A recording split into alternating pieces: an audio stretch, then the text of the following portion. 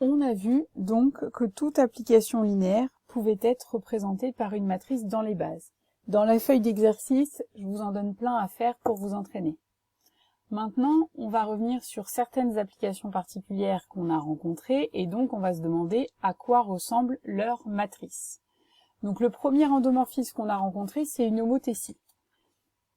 Eh bien, le théorème 7 vous dit que F est l'homothétie de rapport lambda si et seulement si sa matrice dans n'importe quelle base de E est de la forme lambda fois l'identité. Donc, ce qui veut dire qu'il est très facile de repérer la matrice d'une homothétie, puisqu'elle est de la forme lambda fois identité, et à l'inverse, il est très facile d'écrire la matrice d'une homothétie. On va démontrer ce théorème 7. On raisonne par double implication, on se fixe B, E1, EB, EP, une base de E. Donc premièrement, soit F l'homothétie de rapport lambda. Je vous rappelle que pour remplir en tout cas la matrice d'une application linéaire F quelconque, il faut calculer F des vecteurs de la base, ce qu'on mettrait en haut là de la matrice, et les exprimer dans les vecteurs de cette base. Donc on doit calculer F de EI et l'exprimer dans la base E1, EP. Alors puisque F est l'homothétie de rapport lambda, F de EI égale lambda fois EI. Donc autrement dit, F de E1 c'est lambda fois E1, donc lambda devant E1, puis que des zéros devant tous les autres vecteurs. F de E2 c'est lambda fois E2, donc 0 fois E1, lambda fois E2 plus que des zéros, etc., etc. Et F de EP c'est 0 fois E1 plus 0 fois E2 plus 0 fois EP moins 1 plus lambda fois EP. Donc on se retrouve bien avec la matrice lambda fois l'identité. Réciproquement, soit F une application linéaire dont la matrice est égale à lambda fois l'identité. Et on veut calculer F de X. Alors tout d'abord, puisque la matrice est exprimée dans la base B, les vecteurs de X, les vecteurs de E, on les décompose dans la base B. Donc n'importe quel vecteur de X, on l'écrit somme pour K allant de 1 à P dxk ek. Et puis on calcule F de X. Par linéarité, ça vous fait donc somme pour K allant de 1 à P dxk F de ek.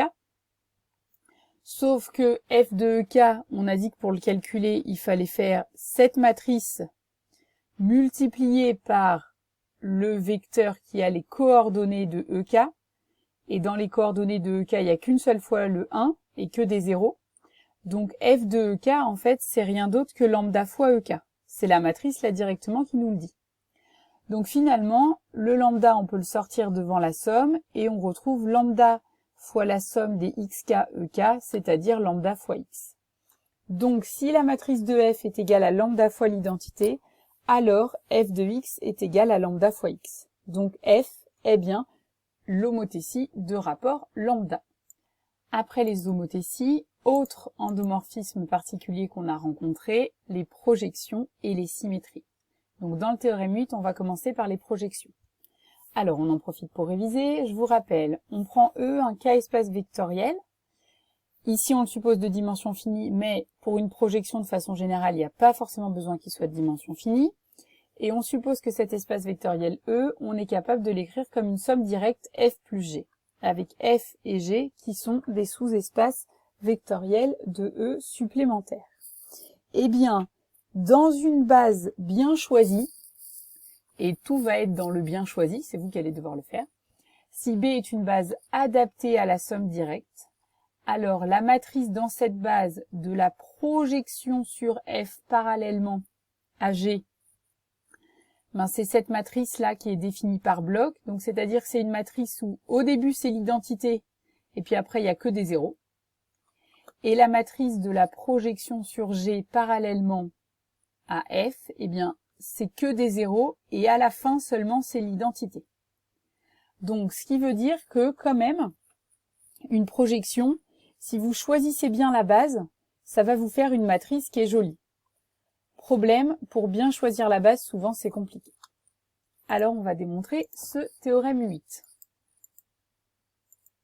Tout d'abord, je vous rappelle ce que ça veut dire une base adaptée à des espaces vectoriels supplémentaires. Ça veut dire que la base de E, elle est fabriquée avec au début des vecteurs de f et ensuite des vecteurs de g. Donc puisqu'on a supposé dans l'énoncé que R était la dimension de f, ça veut dire que la base de f elle a R vecteurs et donc la base de G elle a P moins R vecteurs. Et puis pour exprimer la matrice de la projection sur f parallèlement à G dans cette base, il faut calculer PF de chacun des vecteurs de cette base. Donc je dois calculer PF de F1, PF de F2 jusqu'à PF de FR. Alors, c'est là où on se rappelle ce qu'on a vu sur les projections. La projection sur F parallèlement à G, je vous rappelle, ça veut dire qu'à un vecteur X, on associe son unique composante, je mets des guillemets là, même si vous ne voyez pas, composante sur F. Donc la composante, alors quand je dis composante, je recommence, c'est que tout vecteur de E s'écrit comme un vecteur de F plus un vecteur de G, et PF de X, on ne garde que le vecteur de F. La décomposition de FI, c'est FI plus 0. Donc la projection sur F parallèlement à G de FI, c'est directement FI. Et à l'inverse, la décomposition de GI, c'est 0 plus GI. Donc la projection sur F de GI, c'est 0. Donc je me sers de ça pour remplir la matrice. Dans la première colonne, je dois mettre PF de F1 et je dois l'exprimer dans la base B. Donc comme PF de F1 c'est égal à F1, je mets un 1 ensuite que des 0. PF de F2 c'est égal à F2, donc là vous imaginez c'est 0, 1 et ensuite que des 0, etc. etc. jusqu'à PF de FR qui vaut FR, donc je mets que des 0 et un 1. Et ensuite je passe à PF de G1 qui vaut 0, donc il n'y a que des 0 dans toute la colonne de la matrice, jusqu'à PF de G P-R qui vaut aussi 0, donc il n'y a que des 0. Et donc vous retrouvez bien un bloc ici qui est l'identité de taille R, donc ce que j'ai appelé IR dans l'énoncé, et que des 0 partout ailleurs. On retrouve bien donc cette forme-là. Pour PG, c'est exactement pareil, sauf que c'est PG de F qui vaut 0, donc il n'y a que des 0 au début, et PG de G1 qui vaut G1, donc l'identité, le bloc identité commence plus loin. Alors, ce résultat, il est bien beau là, mais je vous le redis, trouver une base adaptée, c'est compliqué. Donc, ce qui va être plus utile pour nous, c'est plutôt de dire, et on va le voir un peu plus loin, à quelles conditions, plutôt, est-ce qu'une matrice quelconque est la matrice d'un projecteur. Autrement dit, à quelles conditions est-ce que,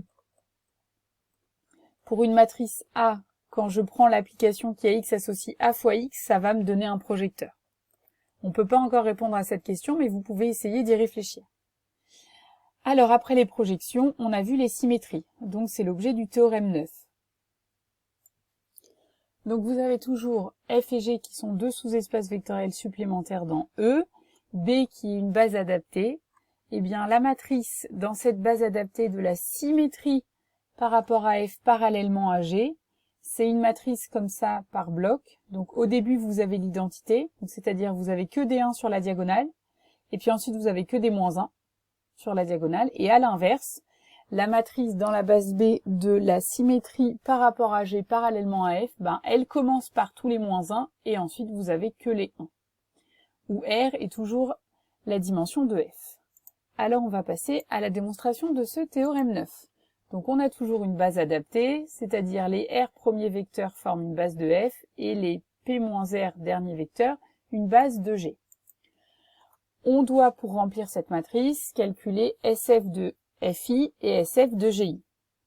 Alors je vous rappelle, la symétrie par rapport à F parallèlement à G, à n'importe quel vecteur X de E qui s'écrit XF plus XG, elle associe XF moins XG. Autrement dit, la composante de F moins la composante de G. Donc, puisque la décomposition de FI, c'est FI plus 0, eh bien, SF de FI, c'est FI moins 0, donc c'est-à-dire FI. Et puisque la décomposition de GI, c'est 0 plus GI, eh bien, SF de GI, ça vaut 0 moins GI. Et donc, à partir de ces valeurs, on peut remplir la matrice. Dans la première colonne, on doit mettre SF de F1. Alors SF de F1, ça vaut F1, donc ça commence par 1 et ensuite que des 0, etc. jusqu'à SF de FR qui vaut FR, donc pareil, vous avez que des 0 et ensuite un 1 là en face de à la R'ième ligne. On passe ensuite à SF de G1 qui vaut moins G1, Donc il n'y a que des zéros puisque les composantes devant FR c'est 0, moins 1 devant G1 et ensuite que des zéros. Et puis vous faites pareil jusqu'à SF de GP-R qui vaut moins GP-R, donc il n'y a que des zéros et un moins 1 ici. Donc on retrouve bien un bloc carré de taille R qui vaut l'identité, et ici un bloc carré de taille P-R qui vaut moins l'identité.